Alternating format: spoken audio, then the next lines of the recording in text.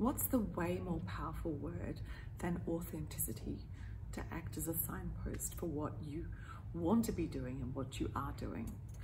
It's actually a word called being congruent or congruence, and I was reminded of the power of this state, if you like, when I recently interviewed Mike Diamond on my podcast.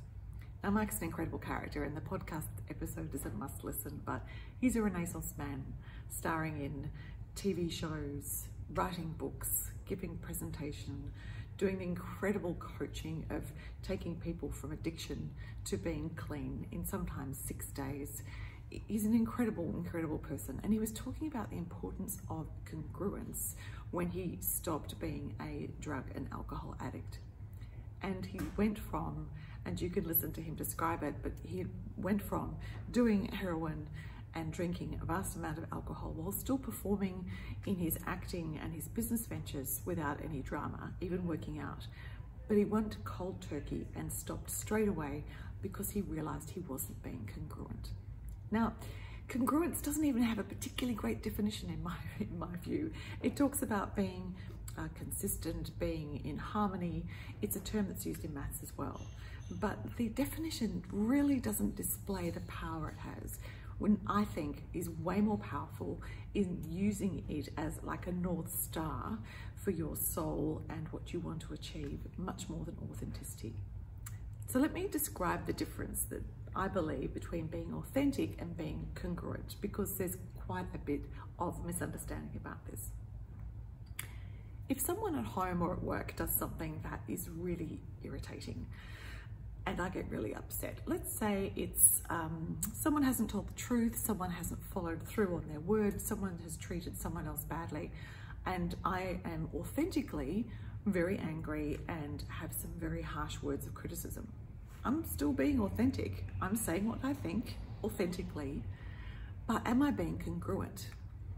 If it's my goal as either a leader in the home or a leader at work or in any sense to respond, not react, to treat the other person with dignity and respect, to understand the situation and perhaps look at the wider context, well, I'm not being congruent if I say horrible yet authentic things in alignment with my current feelings to that person. So if I don't express that anger and annoyance, am I being inauthentic?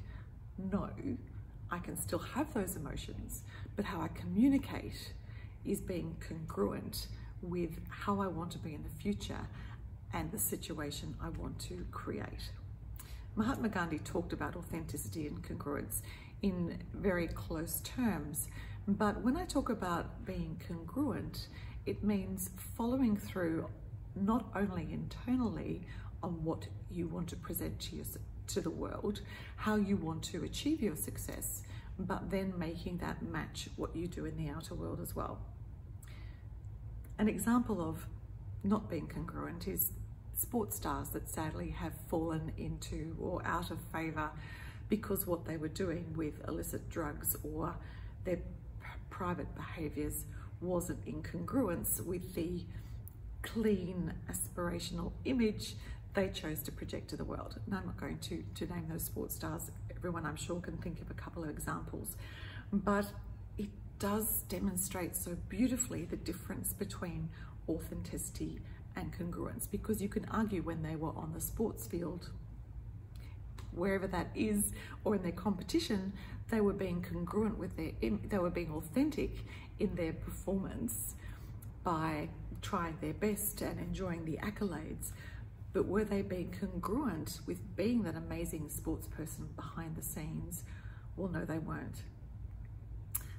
While being congruent with what I want to contribute through Feeling Forwards and all the coaching and mentoring I provide is very much in my heart, being congruent is actually a little trickier than being authentic. To truly follow through on what you tell yourself you are and make it consistent with the face you present to the world is not always easy, particularly when you're going through a hard time and you may be a public figure and you may present one face to the world while having a very different emotions in private. However, being congruent rather than being authentic is a harder road, but in terms of developing your self-respect and self-esteem, it is 10 times more powerful. And being congruent with your thought, words, and deeds in private as well as in public, I think is the hallmark of every single truly successful person I have ever met. And I don't mean successful just in financial terms, because it's very easy to be authentic but not congruent in making a lot of money, but in terms of personal success, high levels of contribution, being generous in public and in private, being congruent is a very special superpower. But to be congruent, first you have to decide who you want to be in the future. And that's where Feeling Forwards comes in.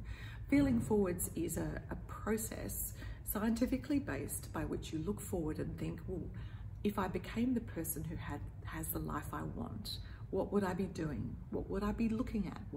How would I be treating other people? How would I be spending my day? And then congruence, if you like, is the path that gets you there.